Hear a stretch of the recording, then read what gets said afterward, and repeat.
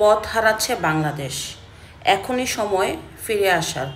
যদি আর দেরি হয় তাহলে ফিরে আসারও পথ থাকবে না।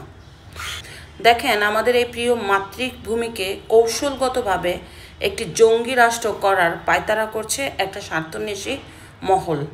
আপনারা খুব নিখুঁতভাবে চিন্তা করে দেখেন, বাংলাদেশে যেভাবে উগ্রবাদপন্থী বেড়ে যাচ্ছে, সেক্ষেত্রে বহির্বিশ্বে বাংলাদেশের ভাবমূর্তি প্রতিদিনই নষ্ট হচ্ছে।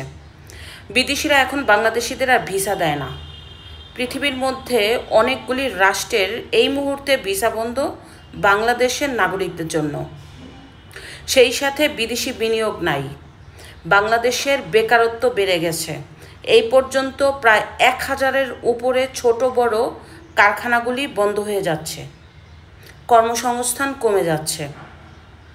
দিন দিন বাংলাদেশের অবস্থা ভয়ঙ্করভাবে আকার ধারণ করছে। সেই সাথে উগ্রবাদপন্থী যেভাবে বাড়ছে, বাংলাদেশের অবস্থা আরও খারাপ হবে। খুব কৌশলগতভাবে ইসলামকে সামনে রেখে বাংলাদেশটাকে ধ্বংস করার পায়তারা করছে একটা স্বার্থন্বেষী মহল। ইসলাম তো আমাদের শান্তির ধর্ম। ইসলাম তো আমাদের শান্তি শিখিয়েছে। ইসলাম হানাহানি শিখায় নাই, হত্যা শিখায় নাই, মারামারি শিখায় নাই। অথচ ইসলামকে ব্যবহার করে লেবাসধারী স্বার্থন্বেষী মহল বাংলাদেশের মানুষকে ব্রেন ওয়াশ করে দেশটাকে একটা জঙ্গি রাষ্ট্র করার পায়তারা করছে। এই আগুনে কিন্তু বাংলাদেশের মানুষ এবং বাংলাদেশ পড়বে।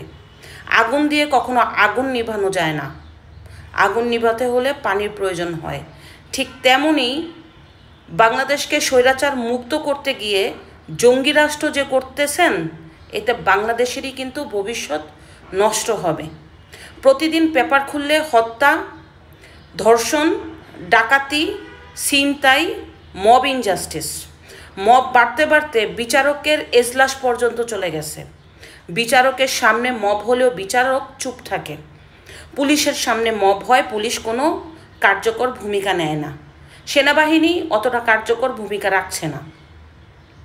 এক কথায়, বাংলাদেশের সত্যি কথাগুলি বন্ধ করার জন্য আপনাকে আওয়ামী লীগের ট্যাগ ভারতের দূষর বানিয়ে আপনার মুখ বন্ধ করে রাখার চেষ্টা করছে এই স্বার্থন্বেষী মহল। সো আমি বাংলাদেশের জনগণকে বলবো, আপনারা একটু চিন্তা করে দেখুন বাংলাদেশ কোথায় চলে যাচ্ছে। এক্ষেত্রে আমাদের পরবর্তী প্রজন্ম ধ্বংস হয়ে যাবে। এই প্রিয় মাতৃভূমিকে জঙ্গি রাষ্ট্র বানিয়ে স্বার্থন্বেষী মহল তাদের স্বার্থ হাসিল করার চেষ্টা করছে। সো এখনই সাবধান। দলমত নির্বিশেষে আমাদের ঐক্যবদ্ধ হওয়ার সময় এসেছে। আসুন বাংলাদেশকে রক্ষা করি। ধন্যবাদ।